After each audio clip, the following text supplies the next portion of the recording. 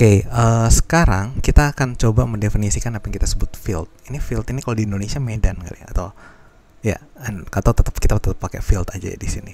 Jadi pertama kenapa ini kita perlu definisikan, karena nanti akan ada beberapa properti aljabar yang kita butuhkan ya untuk si real number ya. Jadi untuk si real number di mana akan banyak kita gunakan dalam analisis. Nah, ya ini ada banyak sebenarnya. Jadi suatu set, kita sebut suatu set F ya, adalah field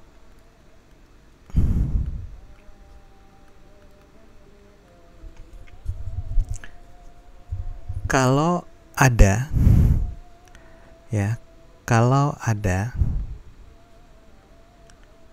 dua operasi ya yang bisa. Jadi operasi pertama yaitu addition, jadi penambahan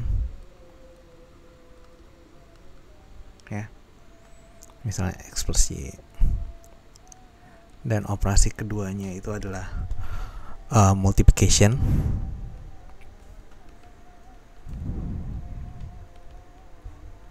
X kali Y. Dan apabila itu memenuhi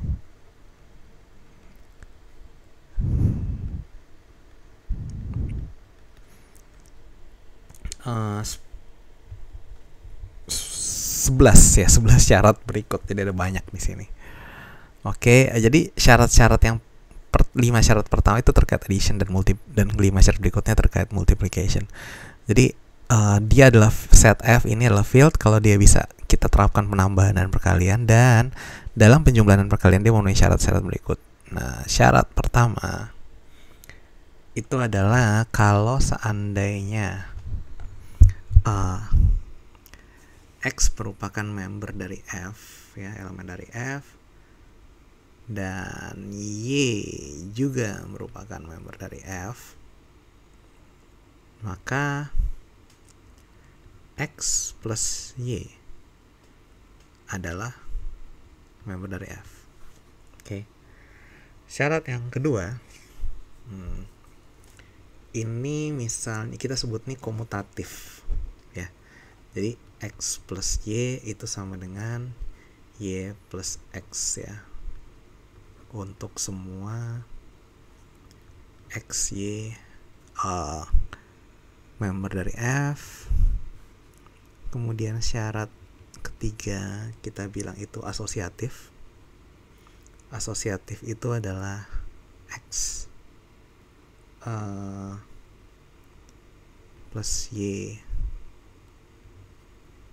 Z sama dengan X dalam kurung plus Z ya. Jadi untuk ini untuk semua XY yang dapat dalam F. Syarat keempat itu ada elemen 0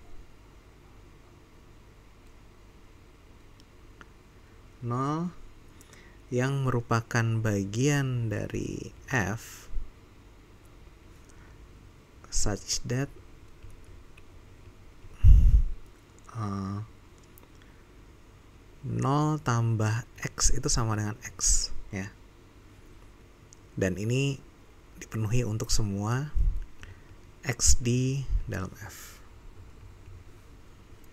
Dan syarat kelima yang terakhir untuk yang addition itu adalah untuk semua X elemen dari F ya, ada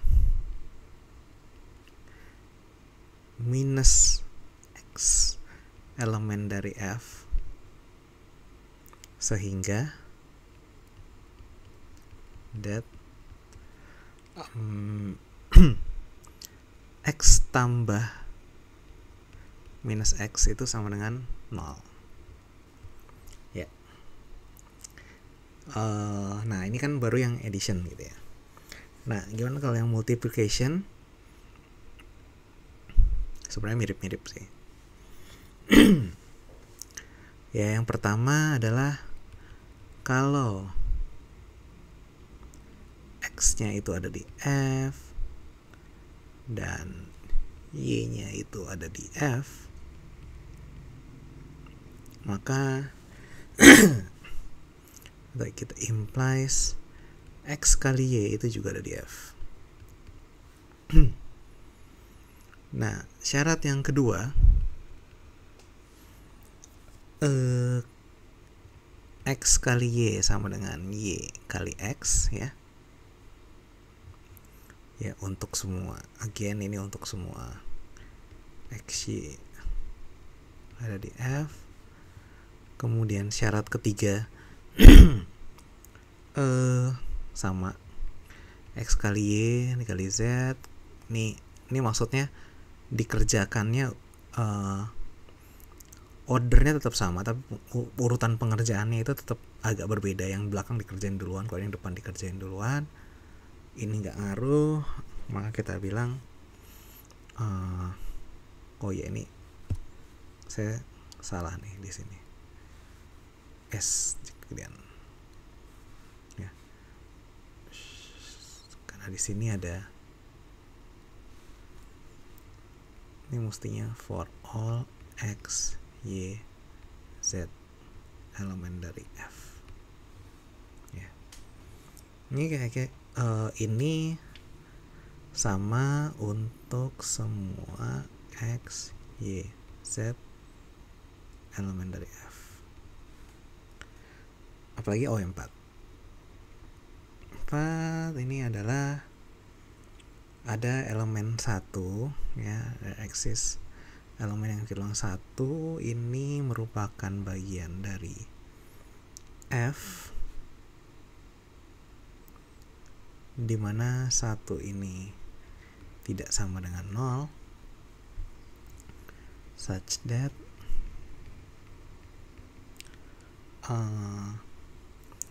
1 kali X sama dengan X ya, untuk semua X bagian dari F. Dan M5 ya, untuk semua X member dari F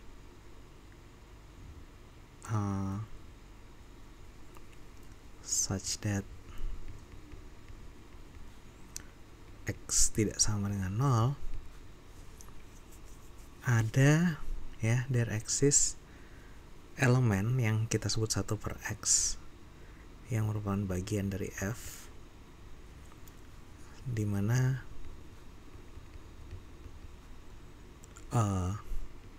X kali 1 per X itu hasilnya 1 ya. Jadi yang nomor 2 dan nomor 3 ini yang kita sebut komutatif. Yang nomor 2 ini yang kita sebut komutatif, nomor 3 ini kita sebut asosiatif ya. Dan juga nanti ada satu lagi yang kita sebut atau distributif, dimana X dikali Y plus Z itu sama dengan XY tambah XZ untuk semua X, Y, Z merupakan bagian dari field dari set F ini ya. Oke. Nah, berdasarkan syarat-syarat ini, bagaimana dengan Q ya? Nah, bilangan rasional itu field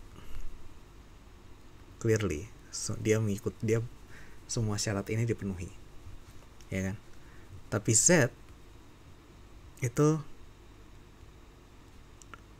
ya bilangan integer, itu bukan field, is not field ya. Kenapa? Karena bilangan integer itu gagal di teman-teman. Ya, dia nggak punya inverse, gagalnya di M5.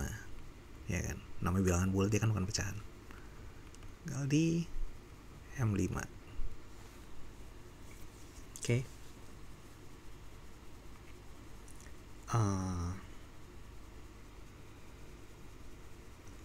Nah,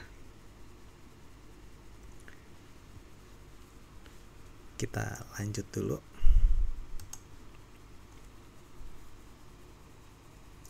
Nah, field F ini ya, kalau misalnya misal F ini field, set F ini field, maka kita sebut F sebagai ordered field ya, such that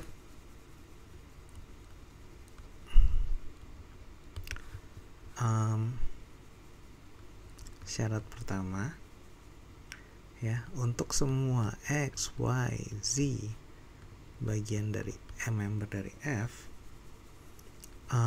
X lebih kecil dari Y implies X plus Z lebih kecil daripada Y plus Z ya. Sementara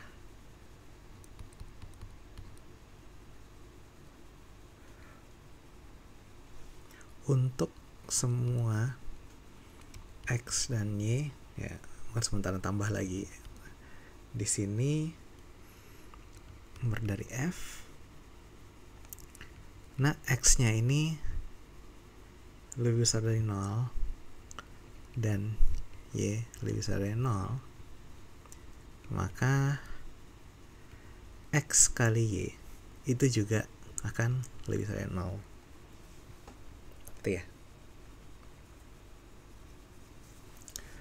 Nah, kalau X lebih besar dari 0, kita sebut X-nya ini positif. Dan kalau X kurang dari 0, kita sebut X-nya ini negatif. Ya. Kemudian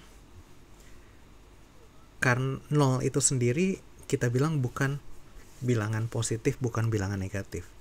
Jadi kalau seandainya X itu lebih besar sama dengan 0, maka kita bilangnya ini X is non-negative, but not necessarily positif karena ada nilai 0 di situ. Sama juga kalau seandainya X-nya ini kurang dari sama dengan 0, kita bilang X ini non-positif. Ya. Nah, itu bisa kita cek nantinya bahwa rational number yang Q itu kalau seandainya, jadi dia dengan standard ordering itu dia adalah juga ordered field gitu ya. Lanjut. Nah, jika V ini adalah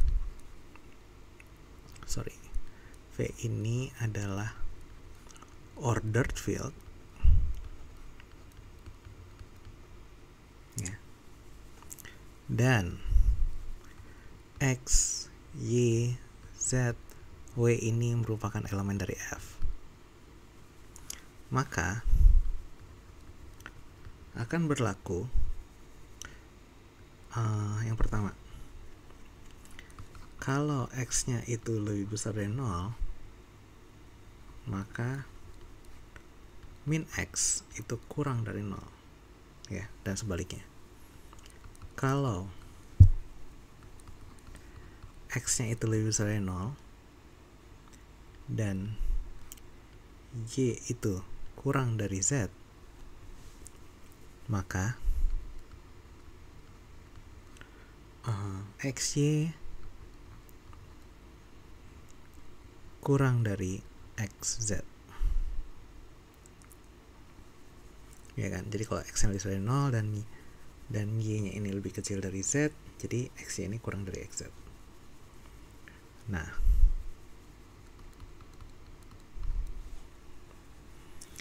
kalau x nya itu kurang dari 0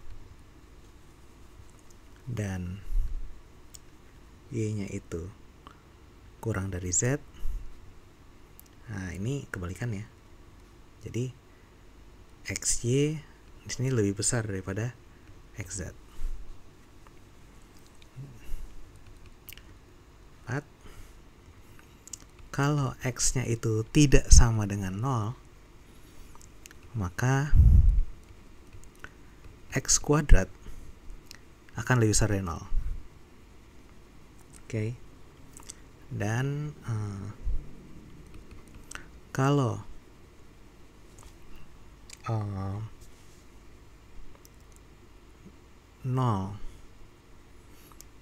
jadi x itu lebih besar dari 0 dan y itu lebih besar daripada x, maka kebalikannya, pada saat kita dibikin 1 per, di sini 0 lebih kecil daripada 1 per y, lebih kecil daripada 1 per x. 6. Kalau 0 ini, jadi x itu lebih besar dari 0 dan y itu lebih besar dari x, maka x kuadrat pasti lebih kecil daripada y kuadrat. Dan syarat ke-7, kalau x ini kurang dari sama dengan y dan z nya ini lebih kecil sama dengan w, maka x plus z akan lebih kecil daripada y plus w. Ya. Ini sebenarnya semua ini bisa coba dilatih untuk dibuktikan satu persatu ya. Contoh misalnya untuk yang pertama kan, ini kan x-nya ini lebih besar daripada 0, sehingga kalau seandainya kita menggunakan definisi field bahwa dia punya minus x, ya kan, ini contohnya ini sih, ini contoh ya, contoh proof,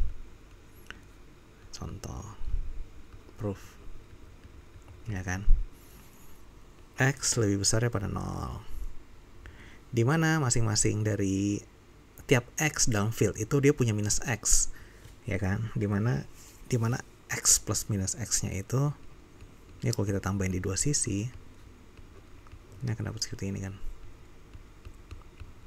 Jadi secara otomatis ini 0 dan ini adalah x ya, menghasilkan yang ini. Itu cara membuktikan yang pertama.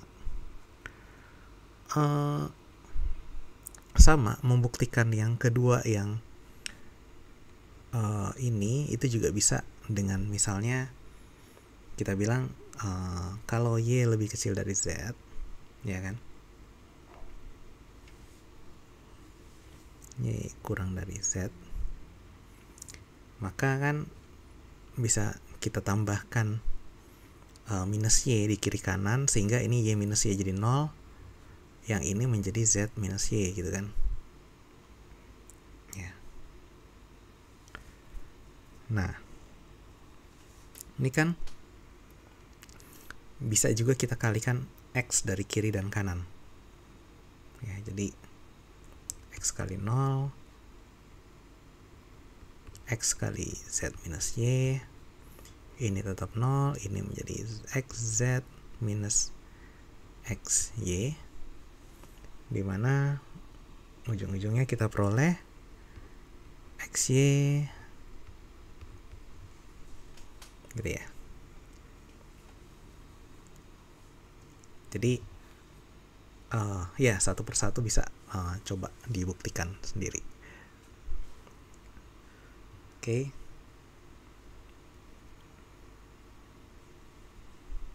Nah, kita lanjut. Berikutnya, misalnya X dan Y itu merupakan bagian dari F, dan F-nya ini ordered field, jadi kita selalu masih bahas ordered field. Ya, jadi F-nya ini,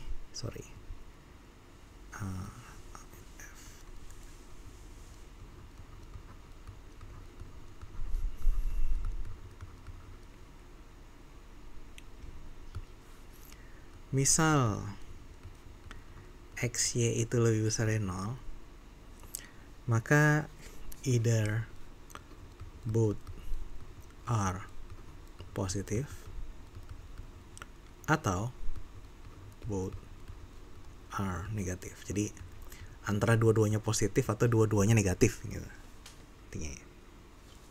Ya. Jadi proofnya seperti apa? Ya kan? Kan kalau dua-duanya, kalau X dan Y-nya ini 0, udah jelas maka X kali Y itu adalah 0 gitu kan ya, dan nggak positif ya. Nah, jadi kita assume bahwa X, Y-nya ini adalah tidak 0 ya. Dan kita cukup buktikan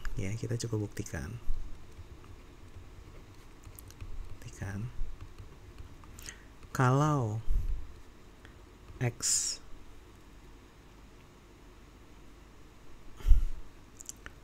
dan Y punya tanda berbeda, maksudnya nggak sama-sama positif atau sama-sama negatif, tapi yang satu positif, yang satu negatif ya, itu X kali Y akan kurang dari 0 gitu ya.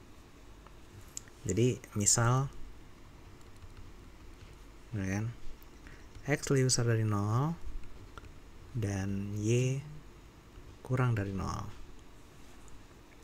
Nah, kalau kita kalikan dengan X yang ini, kita kan dapatkan XY kurang dari 0 ya. X-nya kan positif, jadi bisa kita kalikan di sini ya kan, sehingga langsung XY kali Y itu kurang dari 0 ya. Jadi kalau dia punya tanda berbeda, XY itu kurang dari 0, artinya kalau dia tandanya sama, ini akan kebalik gitu.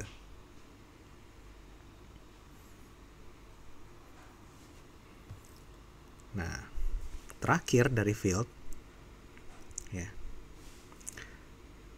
jadi bila F itu adalah ordered field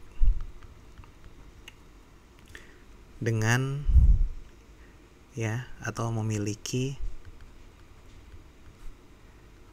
least upper bound property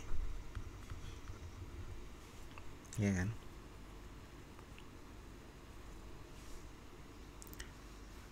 Dan maka A yang merupakan subset dari F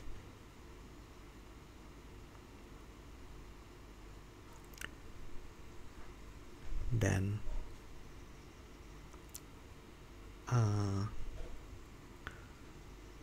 ini adalah non-empty set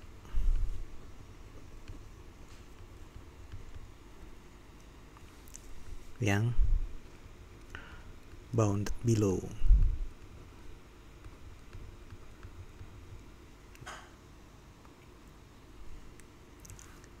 Maka infimum dari A ya, atau greatest lower bound itu eksis atau ada ya. Proofnya ya. Misalnya B, kita punya satu set B yang kita define sebagai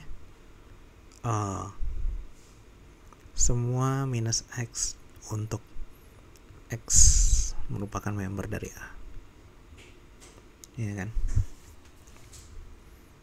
Nah, coba kita buat B kecil di sini adalah bagian dari F, ya. Dan B ini adalah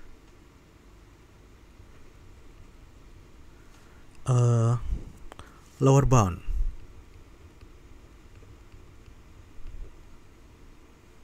untuk A.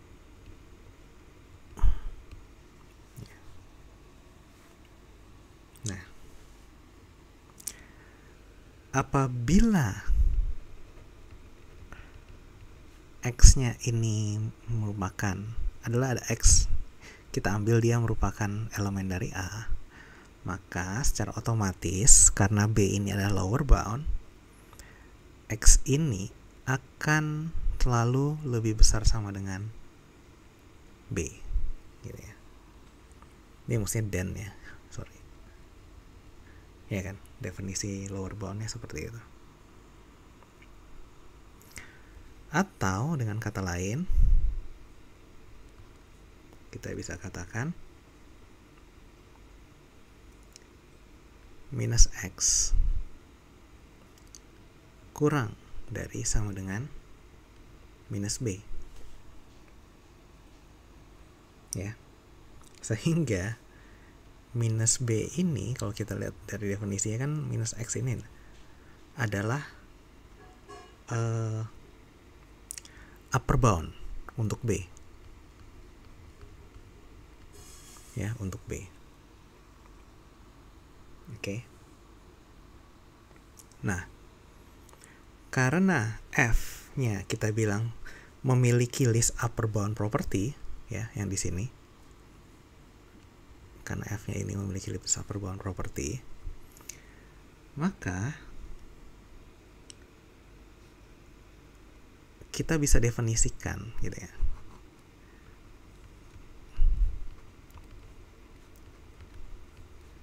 Definisikan suatu member yang kita sebut C, di mana dia ini adalah supremum dari B. Oke. Dan C ini lebih kecil sama dengan, ya ini ya tadi, gang of upper bound untuk B, ya kan, tidak minus B. Nah,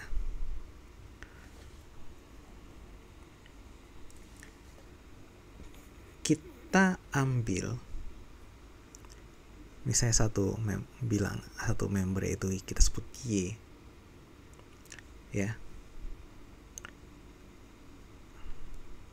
dari B, ya kan. Maka Y akan selalu lebih kecil dari C, ya, untuk semua Y merupakan member dari B. Kenapa? Karena C-nya ini adalah supremum dari B, ya, clear. Ini mengimply ini. Oke.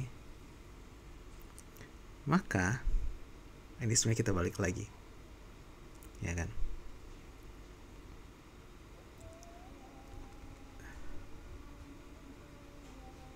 Ini kan ada C nih. Artinya di sini kan tadi mana ya? X lebih besar daripada B sama dengan B, ya kan? Dan C ini lebih kecil sama dengan min B. Artinya C ini juga minus C, ya. Minus C ini, kita bilang di sini adalah minus C di sini, ya. kita mau nyari hubungannya C menuju ke X ya. Nah, yang kita pakai ini nih, minus X itu kan lebih kecil sama dengan minus B, sementara C itu juga lebih kecil sama dengan minus B gitu ya, dan Y lebih kecil sama dengan C. Maka di sini kita bisa tuliskan minus C itu kurang dari sama dengan X ya. Jadi kalau di sini kalau kita lihat C itu lebih kecil daripada minus B, dan minus B-nya ini sendiri merupakan upper bound dari minus X gitu kan. Artinya di sini kita bisa tuliskan juga minus C itu lebih kecil sama dengan X untuk semua, kelupaan ini, untuk semua X dari A. Jadi minus C-nya ini adalah lower bound untuk A ya.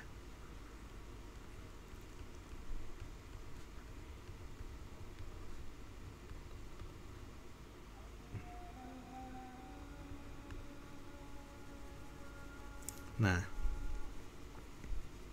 karena minus C ini lebih besar sama dengan B, jadi yang kita balik yang dari fungsi ini, dari pertidaksamaan ini maksudnya, maka dan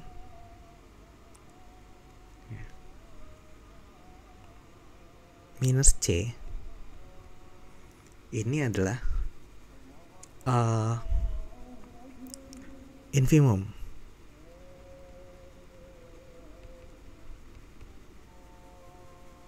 dari A.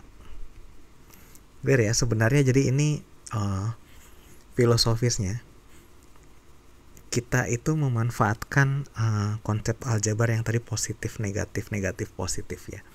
Jadi kita start dari A itu adalah subset dari F ya, dimana nantinya kita bisa bentuk satu set B dimana isinya itu adalah semua member dari A cuma kita negatifkan ya, yang nanti secara otomatis kan B-nya ini dia itu punya ini ya, punya upper bound ya kan. Upper boundnya itu apa? Upper boundnya itu kita define tadi sama dengan minus B gitu ya. Nah, jadi terus kita balikin lagi.